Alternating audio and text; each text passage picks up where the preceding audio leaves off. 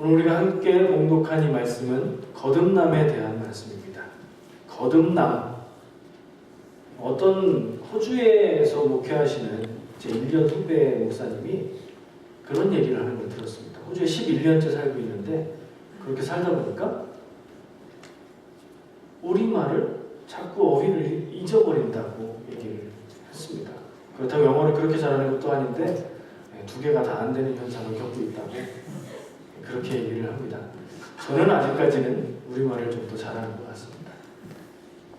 거듭났다는 말이 무슨 말이에요? 그런 현상 중에 하나인 것 같아요. 어떤 우리말에 익숙한 단어인데 생각하다 보면 무슨 말인지 모르겠는 거예요. 거듭남 많이 들어보셨죠? 거듭남이 뭐예요? 거듭해서 났다는 거죠. 거듭은 다시, 난다는 건 태어난다. 거듭나는 건 그래서 다시 태어난다는 말이에요. 그렇게 말하니까 조금 더 쉬운 말인 것 같습니다. 질문해볼까요? 거듭나셨습니까? 습관적인 아멘 말고 스스로 거듭났는지 참 중요합니다. 왜냐하면 우리가 방금 함께 한 목소리를 읽은 말씀에서 거듭나지 않으면, 다시 태어나지 않으면 하나님 나라를 볼 수도 없고 하나님 나라에 들어갈 수도 없다 라고 다른 누구도 아닌 예수님이 말씀하셨습니다. 그 거듭나야 하나님 나라를 보고 하나님 나라에 들어가는 겁니다. 거듭나야 구원받는 겁니다. 교회 열심히 다니는데 거듭나지 못해서 구원받지 못하면 그게 참 손해보는 일이죠. 황금 같은 주일 시간 다른 데 사용하지 않고 교회에 나왔는데 꼬박꼬박 나왔는데 거듭나지 않아서 구원받지 못하는 이건 구원받은 것도 아니고 세상을 즐긴 것도 아니고 아무것도 아니죠. 자, 우리 이 자리에 있는 사랑하는 모든 영적 가족 여러분, 거듭나서 구원받는 은혜의 축복이 있으시기를 간절히 축복합니다. 니고데모라는 사람이 예수님께 묻습니다. 거듭난다는 얘기가 무슨 얘기냐고. 엄마 배에 다시 들어갔다가 다시 나오나요? 라고 묻습니다. 예수님이 그게 아니라고 설명을 해주시죠. 그러면서 성령으로 다시 태어나는 것이라고 얘기를 해주십니다. 성령으로 다시 태어난다는 건 육신적인 태어남을 얘기하는 게 아니죠. 육신적으로는, 그러니까 한 생명으로는 우리는 아기로 태어났지요, 이미. 그거에는 변화가 없어요. 또 한 번 새로운 태어남은 영적인 태어남입니다. 성령으로 새롭게 태어나는 영적인 거듭남, 새로운 존재로 완전히 변화되는 겁니다. 복음을 모르고 하나님의 말씀을 모르고 살다가 복음을 듣고 하나님의 말씀을 알고 예수님을 믿고 그 믿음으로 거듭나서 구원받는 삶을 사는 것은 영적으로 완전히 다른, 겉모습은 똑같을지라도 영적으로 완전히 다른 존재로 변화되는 것인 줄 믿습니다. 성령 안에서 살아가는 존재, 성령의 인도함을 따라서 하나님의 뜻대로 사는 존재, 그게 누구죠? 우리, 나 였으면 좋겠고요. 자신이 좀 없으시면 우리가 살려고 바라보는 삶이라고 이야기해도 좋을 것 같습니다. 여러분, 운명을 믿으십니까? 길 가다가 누가 이렇게 물어볼 것 같기도 한 그런 말이죠. 운명을 믿으십니까? 운명이라는 게 있어요. 제 말이 아니라 이런 생각, 운명이라는 게 분명히 있다. 사람이 어쩔 수 없는 정해진 삶의 모습이 있다 라고 생각하는 사람들이 많이 있습니다. 여러분은 어떻게 생각하십니까? 내가 거스를 수 없고 바꿀 수 없는 정해져 있는 삶의 길, 삶의 모습이 있다. 그렇게 생각하십니까? 그렇게 생각하는 게 신앙적인 생각일까요? 기독교인이라면 삶에 대해서, 운명이라는 말에 대해서 어떻게 받아들이고 어떻게 생각해야 될까요? 어떻게 생각하는 것이 성경적인 생각일까요? 놀라지 말고 잘 새겨들으세요. 저는 운명이 있다고 생각합니다. 우리가 실체적인 분명히 있는 어떤 것을 무시하는 건 굉장히 위험한 일이라고 생각합니다. 마치 세상에서 나는 돈이 최고라고 생각하고 돈을 추구하며 산다 라고 말하면 민망하니까 그런 생각 안 하는 것처럼 돈은 아무것도 아닌 것처럼 무시하고 사는 사람들, 그런 사람들은 어떻게 되는지 아십니까? 오히려 반대로 돈의 노예가 되어서 살 가능성이 많습니다. 아니면 돈의 힘을 무시하고 살다가 정말 별 볼 일 없고 가족들에게 사랑받지 못하는 어떤 모습으로 살게 될 수도 있습니다. 돈의 힘이 분명히 있거든요. 그럼 돈의 힘을 알고 그것을 깊이 생각하고 그리고 중요한 것을 생각하면서 살아가는 삶이 돈의 노예가 되지 않고 살아가는 삶이 됩니다. 운명이라는 말, 그 생각도 비슷한 면이 있다고 생각을 합니다. 사람이 바꿀 수 없는 일이 있습니다. 뭐가 있을까요? 여러분들의 삶에 내가 바꿀 수 없는 나에게 주어진 어떤 틀, 뭐가 있을까요? 권사님 뭐 얘기하셨던 것 같은데. 죽는 거, 사람은 태어나면 죽게 돼 있다는 그 운명 맞습니다. 그리고 또 생각해보면 저는 그런 생각을 해봤습니다. 부모님으로부터 물려받는 재물 유산 말고 유전자. 사람은 유전자로 그 존재가 결정되잖아요. 그 외모가 결정되잖아요. 그렇죠? 부모에게 유전을 받아요. 저는 저희 어머니 아버지에게 물려받은 유전자로 이렇게 생겼습니다. 기대하지 않은 데서 웃음을 터뜨려 주시네요. 감사합니다. 사람이 부모를 선택할 수 없듯이 유전자는 그냥 주어지는 겁니다. 거기에 대해서 불만을 가질 이유도 그런 생각을 할 필요도 없습니다. 그리고 부모를 만나는 것 역시 어떤 부모를 만나느냐도 우리가 마음대로 할 수 없는 거죠. 그리고 삶의 환경, 어떤 나라에서 어떤 가정 형편에서 어떤 공부를 하고 어떤 사람들을 만나고 이런 것들조차도 우리는 자기가 원하는 대로 바꿀 수가 없습니다. 그리고 그거는 우리의 삶에 아주 큰 영향을 미칩니다. 그렇죠. 가지고 태어난 유전을 가지고 사람이 외모가 있으면 외모가 인생을 많이 결정짓는 세상을 살고 있잖아요. 한 것 아무 공로 없이 굉장히 잘생기면 영화 배우도 될 수 있고 스타도 될 수 있고 뭐 이렇게 될 수 있잖아요. 아무 공로 없이 키 크고 몸매 얼굴 훌륭하면 그쪽 직업에서 좋은 길로 나갈 수도 있잖아요. 물론 아무 노력 없이 그게 된다는 얘기는 아닙니다만은 내가 투자한 것 없이 받은 것으로 그렇게 할 수도 있잖아요. 우리 인생에 큰 영향을 미치는 요소임에 틀림없습니다. 저는 그런 부분을 운명이라고 생각하는 겁니다. 운명이라는 게 만약에 있다면 어떤 것이 운명이냐 우리가 생각해 볼 수 있다면 내가 내 삶에 있어서 주어진 틀 중에 바꿀 수 없는 거, 나한테 그냥 주어진 거. 유전을 물려받아서 외모가 이렇게 생겼을 뿐 아니라 건강도 물려받습니다. 부모가 병이 있으면 그 병이 나한테도 있을 가능성이 높거든요. 왜냐하면 체질에 의해서 장기나 모든 어디는 강하고 어디는 약하고 그런 체질이 있다고 이야기하잖아요. 그리고 그건 분명히 그렇죠. 근데 거기서 끝나는 게 아니라 건강 상태에 따라서 사람의 성격도 영향을 많이 받습니다. 저처럼 별로 뭐 아프거나 그런 거 없는 사람들은 성격도 그냥 털털합니다. 불편한 거 봐도 그냥 참아 넘기고 모든 것을 다 견딜 수 있습니다. 근데 몸이 약한 사람은 성격이 예민합니다. 시끄러운 소리도 잘 견디지 못하고 지저분한 것도 잘 견디지 못하고 그래요.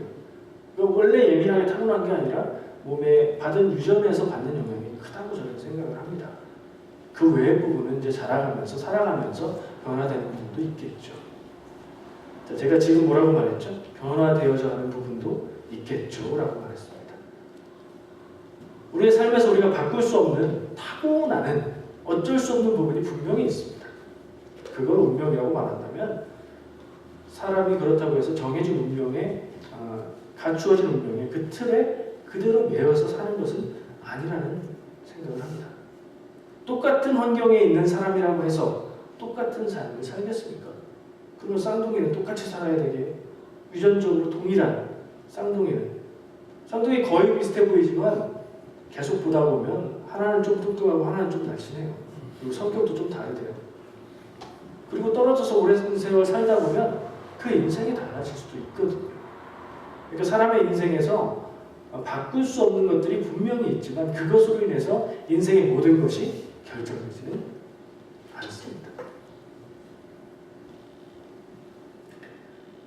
아프리카의 가난한 나라에서 아주 운동을 잘하는 사람이 태어났다고 해보죠. 그 사람은 그냥 아프리카의 가난한 그 나라에서 가난하게 살다가 그냥 떠나갈 가능성도 있습니다.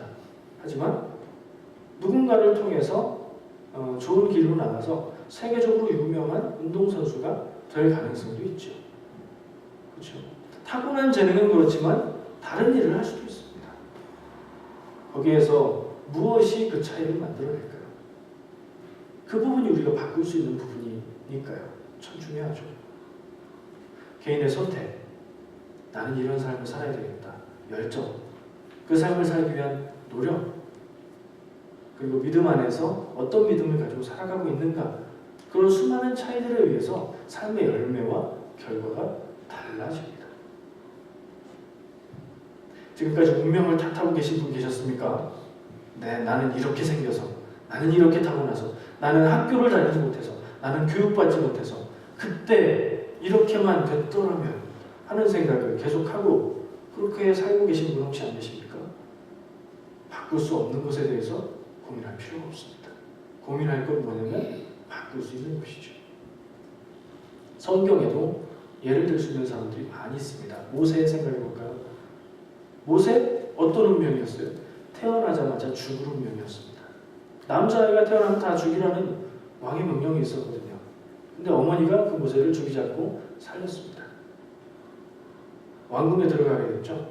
왕궁에서 평생 살고 호사를 누리다 그냥 끝나는 인생이 될 수도 있었습니다. 근데 왕궁을 떠났죠. 광야로 갔습니다. 광야에서 양치는 사람으로 그냥 평생 살다가 끝날 수도 있었습니다. 근데 하나님의 부르심 앞에서 사명을 감당해서 이스라엘을 가나안 땅으로 인도하는 지도자가 됐죠.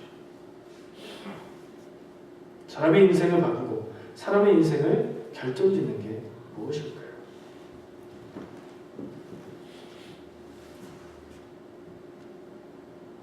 늘 힘든 인생이 있습니다. 그런 사람 보셨나요? 일이 다 안 돼요, 잘. 그냥 이유 없이 잘 안 돼요. 참 안타깝고 안쓰럽고 기도해 주는데도 안 돼요. 그 사람이 게으른가? 아니에요. 열심히 살아요. 열심히 노력하는데 안 돼요, 일이. 그 사람이 멍청해서 그런가? 미련해서 그런가? 아니에요. 만나서 얘기해보면 굉장히 똑똑해요. 근데 일이 잘 안 돼요.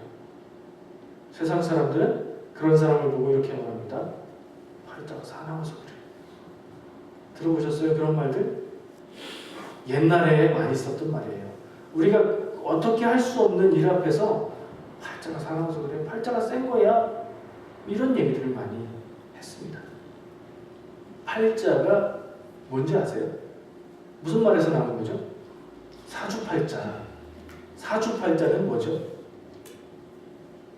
다들 아시잖아요. 거기 종로 이렇게 가다가 마가론데 할아버지한테 들어가서 이렇게 상담하고 그러는 거 있잖아요. 동양 철학의 진수, 주역의 원리를 통해서 사람의 운명을 점쳐보는 그런 데서 나오는 얘기잖아요. 근데 이 사주팔자가 무슨 말이냐면요. 사주라는 건 네 가지 기둥이라는 뜻이에요. 팔자는 8글자라는 말이에요. 네 가지 기둥이 되는 8글자. 그게 뭐냐면 사람에게 있어서 태어난 때, 그게 사주팔자예요. 사주라고도 얘기하죠. 그 때가 뭐냐면 태어난 해, 생년, 그리고 태어난 월, 그리고 날, 일, 그 다음에 몇 시에 태어났느냐까지 따져요. 그래서 그 각각의 시간을 표현하는 말이 두 자씩 돼 있어요. 임진왜란이 어떤 해에 났어요? 임진년에 난 거잖아요. 그 임진이라는 식으로 그렇게 달과 날과 시간까지도 그렇게 두 자로 표현을 합니다. 그러면 네 가지니까 두 자씩 8자가 되는 거예요. 그리고 사주팔자가 가리키는 바는 사람이 태어난 시간입니다. 그걸 가지고 사람의 인생을 점쳐본다는 얘기는 뭐예요? 사람이 언제 태어났는지에 따라서 그 인생이 정해진다고 생각하는 거죠. 그런 생각을 가지고 사주 보러 간다 하고 사주 보고 그러는 거예요. 팔자가 살았다는 얘기도 그 얘기예요. 정해져 있는 삶의 굴레를 사람이 벗어날 수가 없다는 절망 섞인 풍경인 거죠. 근데 동양 철학 제대로 공부한 분은 인생이 그렇게 정해져 있는 대로 그대로 산다고 얘기하지 않을 거라고 생각을 합니다. 그런 얘기도 실제로 많이 들었고요. 어떻게 사람이 태어난 시간, 언제 태어났는지 가지고 인생이 결정된다고 할 수 있을까요? 그런 얘기도 있어요. 믿는 사람은 없어요. 근데 그런 말들, 그런 표현들, 그런 생각들은 하고 삽니다. 삶에서 만나게 되는 절망의 순간, 정말 노력하고 희망을 갖고 힘들어도 견디고 이기려고 노력했는데 안 될 때, 정말 못하겠다는 생각이 들 때, 그런 때 운명론을 이야기하는 거죠. 우리나라의 역사 중에 수십 년 전까지도 그런 운명의 굴레가 너무나 짙게 드리워져 있었습니다. 근데 현대의 젊은이들은 그런 운명의 굴레 생각하지 않습니다. 당차게 인생을 살고 있어요. 막 외국 여행도 막 다니고요. 자기들이 돈 벌어서. 시대가 변하긴 했는데 옛날에 그런 절망의 경험들을 그렇게 표현을 했던 거죠. 동양 철학에서도 그렇게 말하지 않고 사람들의 상식으로도 그렇게 말하진 않는데 아주 절망스럽고 힘들 때 포기하면서 내뱉는 말이 팔자가 사나워. 내 팔자가 그렇지 뭐 였던 거예요. 여러분들 입에서 절대 그런 말 없었으면 좋겠습니다. 우리의 삶에도 절망의 순간이 있죠. 왜 없겠습니까? 희망을 가지고 열심히 노력은 하는데 쓰러져도 다시 일어나고 또 노력하고 해봤는데 도저히 더 이상 할 수 없을 만큼 안 될 때 절망하죠. 절망이 무슨 말인지 깊이 생각해 보셨어요? 절망, 끊을 절, 바랄 망이에요. 망은 희망이라는 말이고 절은 절단한다 뜻을 말해요. 희망을 끊는다. 지금까지 붙잡고 견뎌왔던 그 희망을 끊는 거예요. 희망의 끈을 놓는 거예요. 뭐죠? 쉬운 말로, 요즘 말로 포기하는 거예요. 꿈꿔왔던 삶을 포기하고 되고 싶었던 삶을 포기하고 하려고 노력했던 걸 포기하는 겁니다. 절망은 누가 주는 게 아니에요. 스스로 자기의 희망을 끊는 겁니다. 더 이상 희망을 갖고 노력하기 힘들어서 포기하는 겁니다. 누구에게 책임을 돌리고 물을 수가 없습니다. 내가 포기했으니까요. 자, 어떤 믿음, 어떤 삶에 대한 생각이 기독교적인 것이고 성경적인 것일까? 이게 중요한 것 같아요. 기독교의 인생관은 그 절망의 순간에 힘을 발휘합니다. 절망스러운 순간을 경험할 때 우리는 어떻게 합니까? 기도하죠. 그리고 또 어떻게 하나요? 감사할 일들을 찾습니다. 감사의 능력이야말로 기독교인의 아주 특별한 능력이라고 생각합니다. 절망할 수밖에 없는 순간에 긍정적인 부분들을 발견하고 감사할 수 있는 믿음, 그리고 다시 일어서고 나갈 수 있는 그런 삶의 자세. 자기의 노력으로는 더 이상 안 되지만 내 힘으로, 내 능력으로 하는 게 아니라 하나님이 새롭게 주시는 능력과 힘으로 하나님이 주시는 비전 바라보면서 내가 하고 싶은 것 아니라 하나님이 하기 원하는 일을 바라보면서 하나님이 주시는 힘으로 살아나가는 것, 그게 기독교인의 삶이에요. 그게 성령 충만한 삶이에요. 그게 우리가 살아가야 될 삶이에요. 건강한 믿음은 운명을 넘어섭니다. 포기하는 사람은 운명에 갇혀 사는 거고요. 포기하지 않고 건강하게 나아갈 수 있는 믿음이라면 운명을 넘어서는 모습입니다. 삶의 순간마다 우리를 멈추게 하고 더 나가지 못하게 하는 어떤 힘이 있습니다. 매일매일 우리를 한숨 짓게 만드는 일들이 있습니다. 마치 지구상의 모든 물체를 땅으로 끌어당기는 중력처럼 우리를 붙잡아 내립니다. 그런데 지구상의 모든 물체가, 모든 생명이, 모든 존재가 땅에 붙어서만 사는 건 아닙니다. 하늘을 나는 존재가 있죠. 새는 하늘을 날아요. 새에게는 중력이 작용하지 않나요? 새는 몸을 가볍게 만들었고요. 새는 날개를 벌려서 힘을 내며 바람을 타고 날아갑니다. 중력의 힘을 거스러서 날아가 버립니다. 믿음의 사람의 삶이 그래야 된다고 믿습니다. 바람 같은 성령의 힘을 타고 성령의 인도함을 타고 하늘을 날아오는 독수리처럼 운명이라는 굴레를 거슬려서 하나님이 계획하신 삶으로 하나님이 원하시는 인생으로 그렇게 아름답게 살아가는 삶, 그게 우리의 삶이 되어야겠습니다. 제 삶의 주제가 몇 개 있습니다. 정직 뭐 이런 것도 있고 정직하지 못해서 정직해야 되겠다 이런 생각을 많이 하고 삽니다. 그리고 또 하나는 한계를 극복하는 삶입니다. 워낙 한계가 낮아서 한계치가 낮아서 그걸 계속 극복해야 좀 사람답게 살 수 있을 것 같아서 그런 생각을 했습니다. 제가 대학교 다닐 때였던 것 같습니다. 저는 대학교에 92년도, 1992년도에 갔거든요. 92년도에 태어난 청년도 여기 있는데 92년도에 대학을 가서 20살 아무것도 모르는 그때에 충격적인 얘기를 들었습니다. MT라고 그러죠. 그 동아리 사람들끼리 가서 선후배끼리 같이 대화도 하고 그러는 가운데 제가 왜 그런 생각이 났는지 모르겠어요. 물어봤습니다. 제가 좋아하는 선배라 그랬나 봐요. 1년 선배, 여자 선배가 있었는데 예뻤어요. 선배에게 기회가 돼서 물었어요. 내 첫인상이 어때요? 하고 물었어요. 고민을 하더라고요. 고민을 하더니 나오는 얘기가 듬직하고 좋은 후배지. 그런 답을 기대한 거 아니거든요. 그래서 그 뒤로 여러 사람들한테 한번 물어봤었어요. 그러다 보니까 제 기대와 다르게 저는 제가 거울을 보면서 괜찮다고 생각을 하거든요. 근데 제 기대와 다르게 사람들의 공통적인 답이 처음 봤을 때 첫인상이 그렇게 좋지 않았다는 거예요. 좋았을 거라고 생각했었는데 많이 웃기도 하고 인상 좋게 살려고 노력했는데 충격받았습니다. 그래서 그 첫인상이 좋지 않다, 글이 나쁘다는 얘기는 아니고 글이 좋지 않다 그 얘기를 받아들이느라고 아주 깊은 고민을 했었답니다. 근데 뭐 인상은 어떻게 할 수 없는 거잖아요. 그 사람들이 받은 인상을 제가 어떻게 하겠어요. 받아들여야 되는 거죠. 그걸 받아들이기 위해서 아주 깊은 묵상과 고뇌가 필요했습니다. 그 생각을 하면서 느낀 게 있어요. 그리고 결론을 내렸습니다. 첫인상이 그리 좋지 않다는 건 나쁜 게 아니다. 좋은 거다. 이해되세요? 첫인상이 굉장히 중요하다. 이게 상식이잖아요. 사람의 외모도 중요하고 그리고 외모보다 더 중요한 게 인상이라는 게 상식이에요. 근데 저는 오랜 생각 끝에 그런 답을 내렸어요. 그래봐야 20대에 내렸던 결론이긴 하지만 첫인상이 좋지 않다는 건 나쁜 거 아니다. 좋은 거다. 왜? 앞으로 더 좋아질 가능성만 있으니까. 첫인상만 좋고 알수록 안 좋아지는 사람보다는 훨씬 낫지 않나.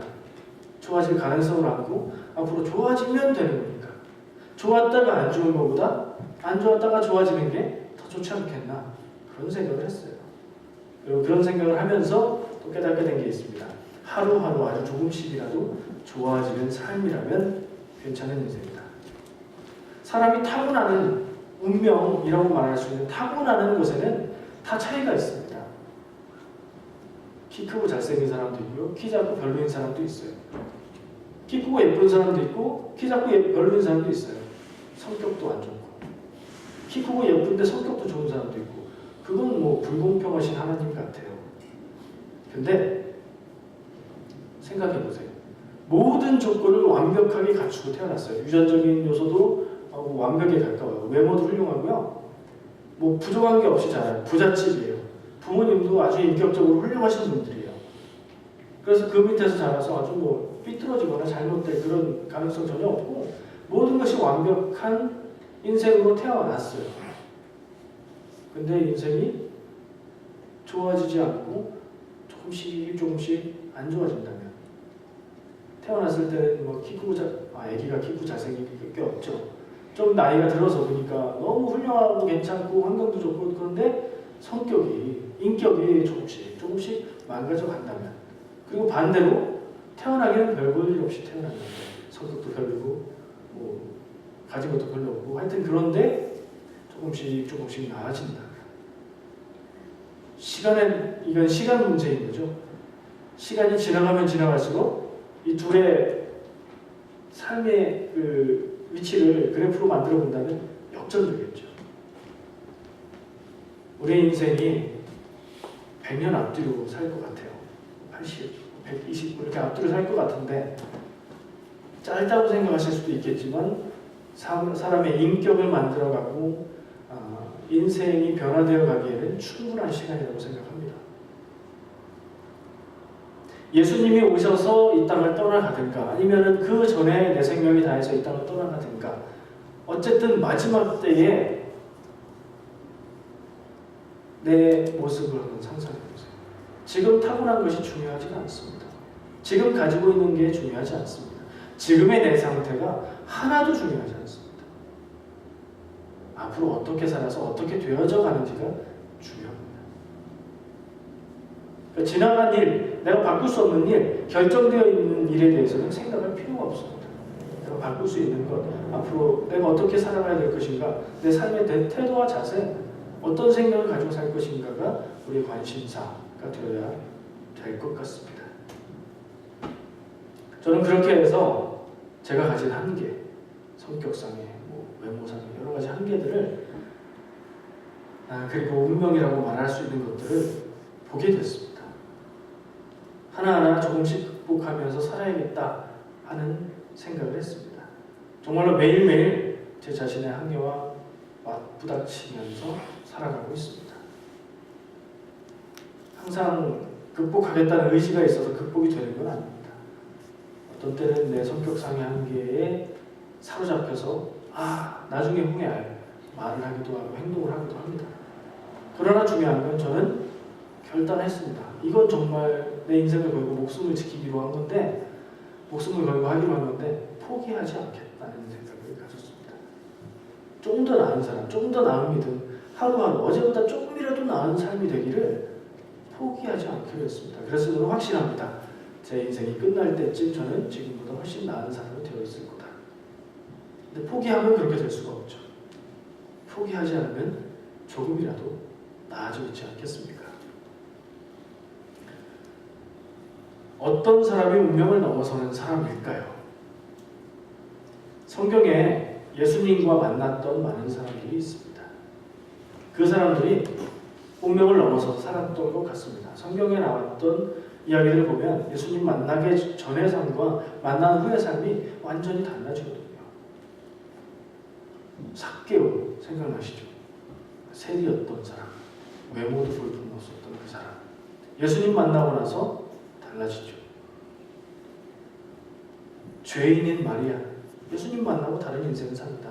나병 환자, 중풍병 환자, 가늠하다가 잡혀온 여인, 예수님의 제자들, 성경의 수많은 그 사람들, 그리고 역사 속에 수많은 사람들, 예수님 만나고 나서 놀랍도록 변화된 그 사람들. 여러분들도 그런 삶이 되기를 축복합니다. 누구 만나서 그렇게 됐다고요? 예수님 만나서, 예수 그리스도 만나서 운명, 내가 붙잡혀서 살 수도 있었던 그 운명을 넘어서는 삶을 사는 인생이 된 사람들. 지금도 여러분들의 발목을 붙잡고 있는 그 운명의 굴레, 그거 털어버리고 독수리처럼 날아오를 수 있는 것, 거듭나는 삶이 그 삶이고요. 예수님을 만나는 삶이 그 삶인 줄 믿습니다. 성경의 그 사람들, 역사 속의 그 사람들, 나와 다를 것이 없는 사람들이었어요. 이런저런 직업에 종사하는 보통 사람들이었습니다. 자기의 운명에 그리고 삶의 무게에 힘겹게 살아가고 있던 사람들이었습니다. 그 사람들이 특별해서 그렇게 됐던 거 아니고요. 그 사람들이 특별한 노력을 했던 게 아닙니다. 그들의 만남이 특별했습니다. 예수 그리스도를 만나고 변화되었습니다. 예수님을 만났기에, 그리고 예수님이 전하시는 말씀을 듣고 따랐기에 그런 변화가 있었습니다. 예수 그리스도를 만나셨습니까? 얘기 듣는 거 말고요. 만나셨습니까? 성경 속에 있는 예수님을 만나셨습니까? 내 인생의 구세주로 만나셨습니까? 예전에 만난 것 말고요. 지금 만나고 계십니까?